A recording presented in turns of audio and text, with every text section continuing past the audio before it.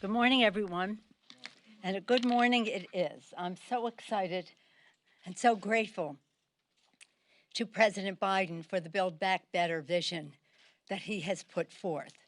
But what I want people to know is that this bill is for you. If you're a woman with children at home and want to return to the workforce, if you have people with disabilities at home and need home health care, if your children are little and you want universal pre-K, children learning, parents earning, if someone is sick in your family, you need family and medical leave paid, the list goes on. If your family needs economic assistance, the Biden tax credit, but it's the child tax cut, really. It's a big middle class cut in taxes. So again, it's about the children. And I'm so excited as to how transformative it is. Our members, our committees are working feverishly and diligently, some observing, and we respect that and wish them Happy New Year. Others moving forward as others, they take turns, and we will be ready to fulfill the president's vision.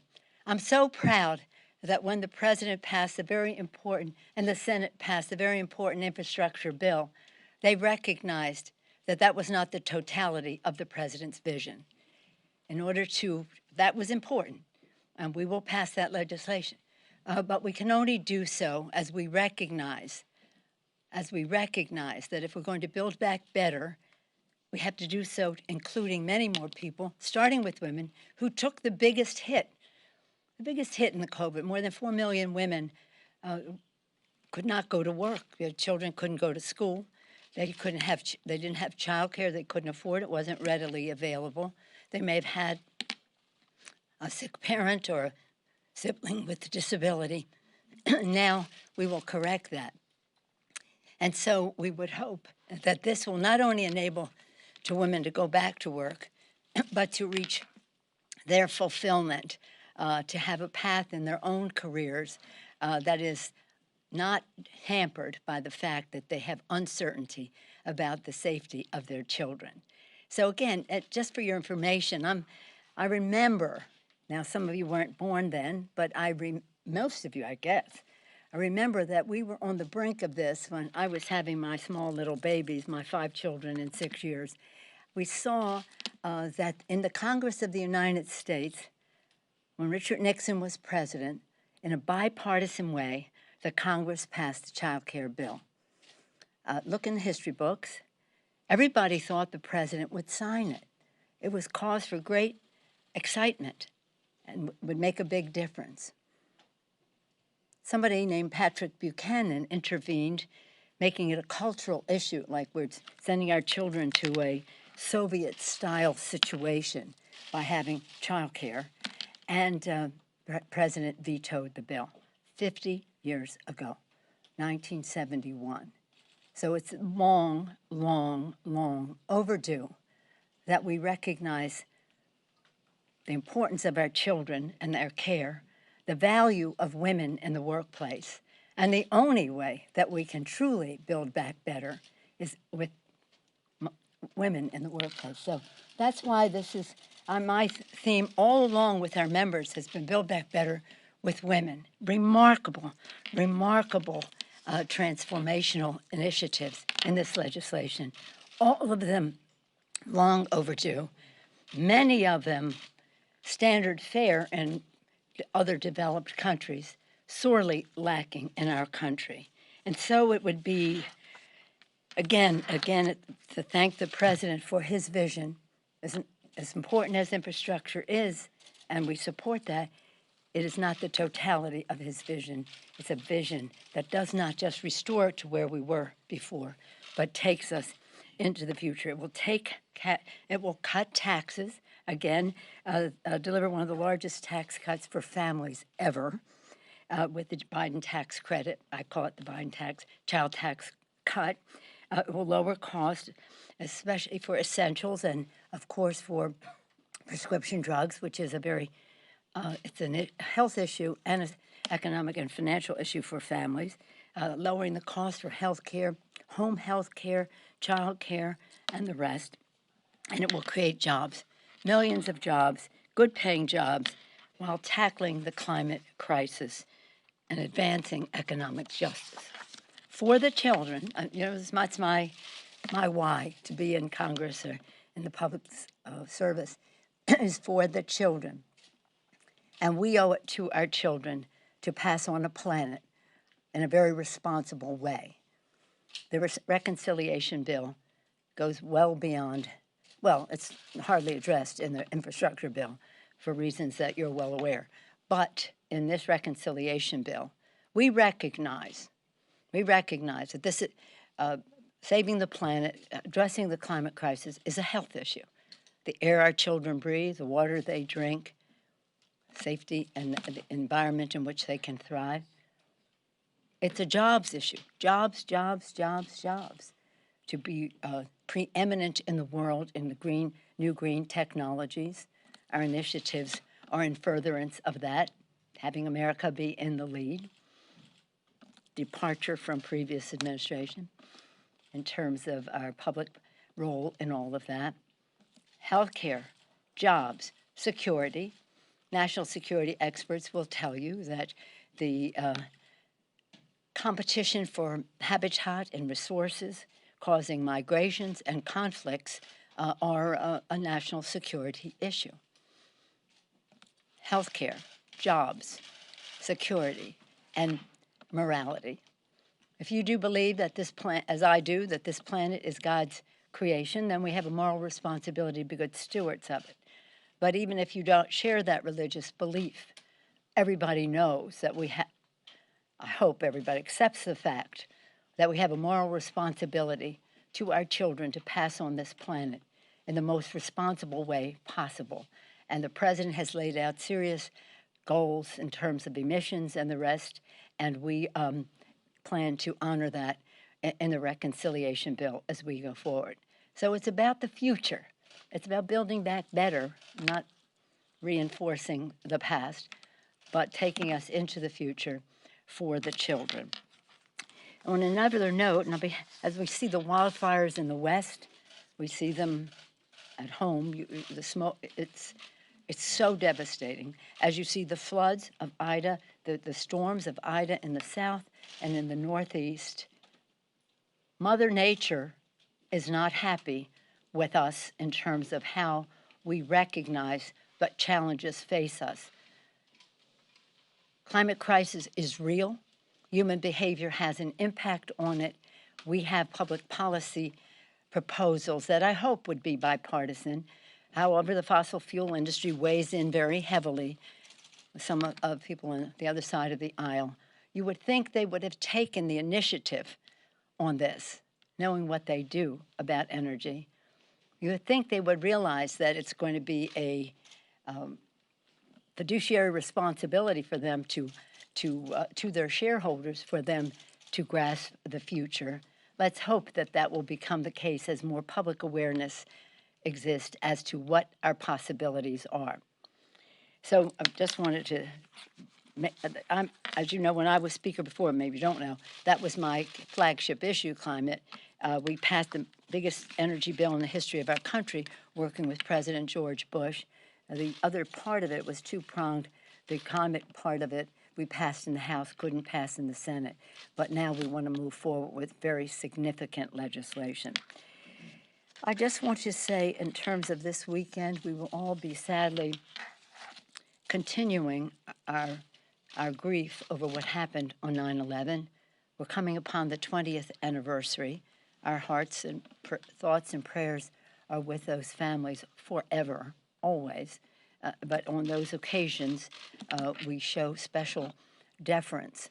I want to salute the president for his calling for the declassification of certain of the documents that a review of the documents related to September 11th terrorist attacks, including those previously classified documents regarding to Saudi Arabia's possible involvement. So thank you, Mr. President, for that. Again, our thoughts and prayers go out to all of those affected by the wildfires by Ida, north and south. It's so tragic that so many people lost their lives. we have to face the reality that there are many reasons why that happened. We need better infrastructure, but we need better recognition of the impact that climate crisis places on that. Be pleased to take any questions you may have.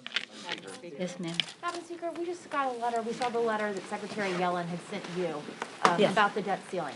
And she wrote in there that she expects those extraordinary measures to expire sometime in October. What is your plan to deal with the debt ceiling? And does that letter impact your thinking about it? Because she said irreparable damage could be done if that's not addressed. Well, I appreciate your question. I do have the letter, just got it this morning, as you know. And she does say that we have just until mid-October with any of the unusual, hopefully by mid-October, unusual measures that the Secretary of the Treasury has at her disposal. We will, let me just say, the Constitution says that full faith and credit of the United States is not to be in doubt. It shouldn't be. I don't how we got this custom of having to deal with it each year because it is controversial. During the Trump administration, which amassed over $7 trillion in debt, and that's what this debt ceiling lift is paying for. People say, oh, you just want to spend money. No, we're paying the credit card, the Trump credit card, with what we would do to lift the debt ceiling. And when President Trump was president, we Democrats supported lifting the debt ceiling because it's the responsible thing to do. I would hope that the Republicans would act in a similarly responsible way. Now, go back when President Obama was president and the Republicans were insisting on not lifting the debt ceiling, eventually we did, but when they were saying they weren't going to, even the threat of not lifting it lowered our credit rating. Totally irresponsible. So hopefully we don't get in a situation like that. We'll have several options. We'll make them well known to you as we narrow and as we go forward. But it has to happen. Again, 3 times during the Trump administration, we all cooperated to get past this, and hopefully they will be responsible. Follow-up, are Democrats willing to act alone if they have to? I'm sorry? Are the Democrats willing to act alone to raise the debt ceiling if they have to? Would you put it in reconciliation or something like that? We won't be putting it in reconciliation, no. Good morning, thank you. On Afghanistan. Chad gets in because he's a regular, and we give deference to I saw you regulars. Monday and Tuesday. Yeah, Monday and Tuesday. In the hall. Yeah. So thank you. On Afghanistan, we've Yes. seen some videos of women being beaten by the Taliban. I know you're very concerned about the women there, but I know that you are also not a fan of how some of these tech companies have handled social media, and specifically whether or not some of these videos should be allowed to stay on their platforms. And as this speaks to Section 230, are you concerned that these social media firms have not taken action to take down that sort of offensive content as it pertains to Afghanistan?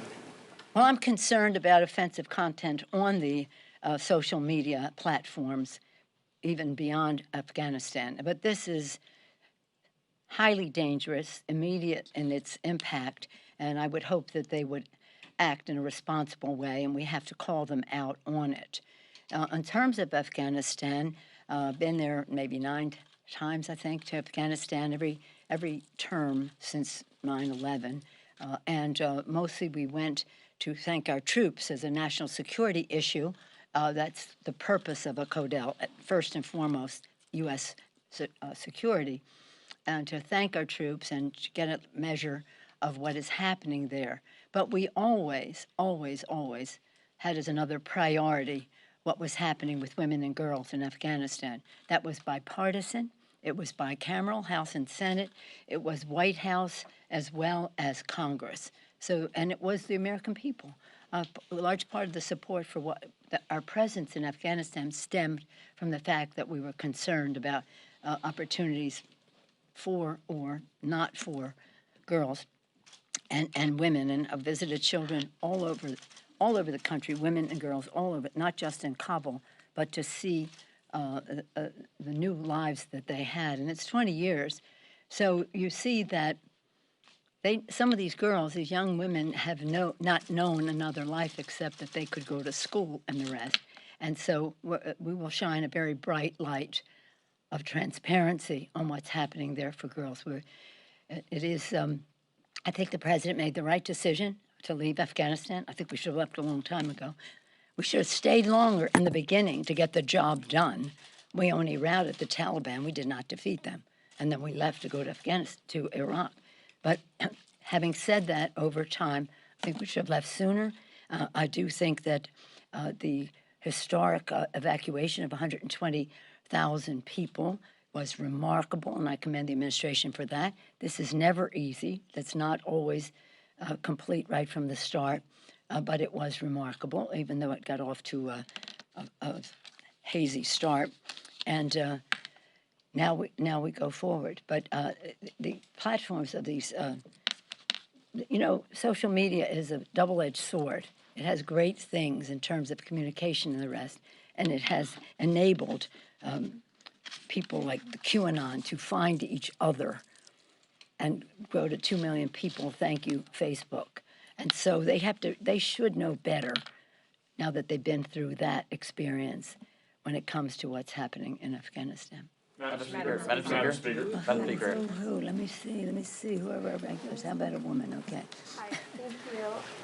There's currently a debate going on behind the scenes about how to divvy up the healthcare funds in the reconciliation bill between a Medicare expansion being made permanent and making some of these ACA programs permanent. Do you worry that the ACA is going to be impacted and receive short shrift at the expense of making this Medicare expansion permanent? No, but I thank you for your question because you phrased it exactly right.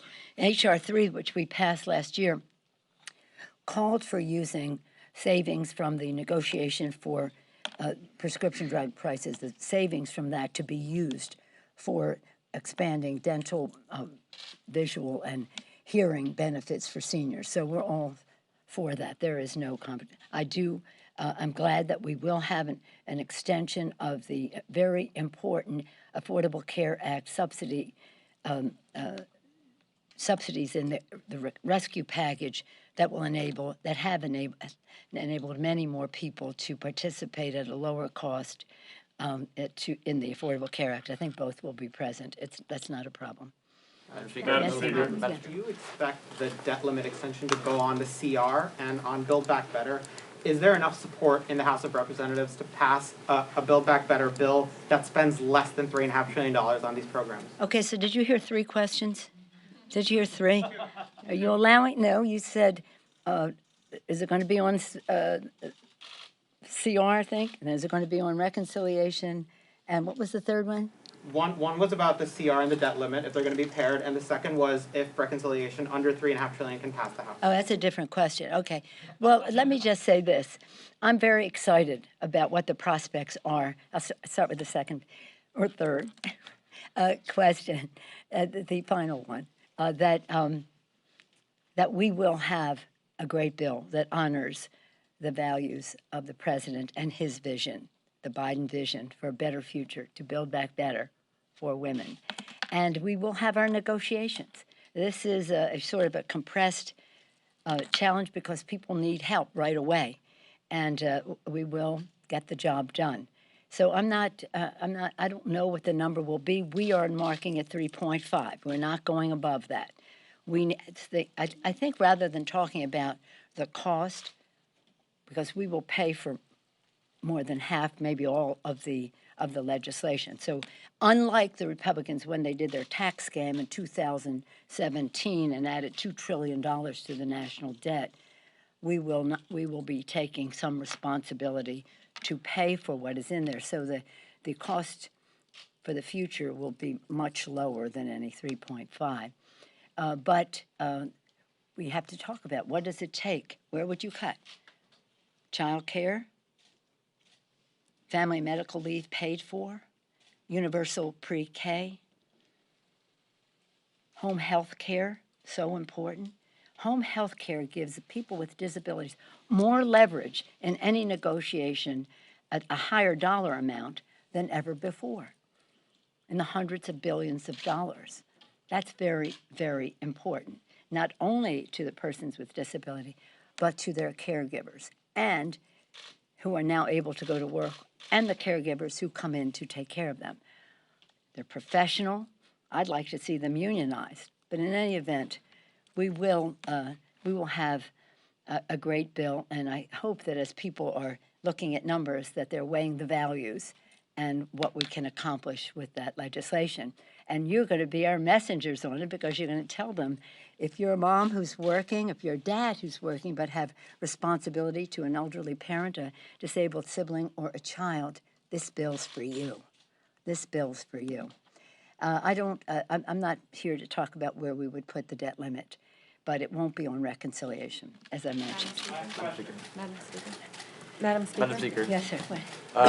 On Capitol security, have you been briefed at all on the Justice for J6 rally that's planned for September 18th? And if so, are you concerned that this could be a replication of January 6th?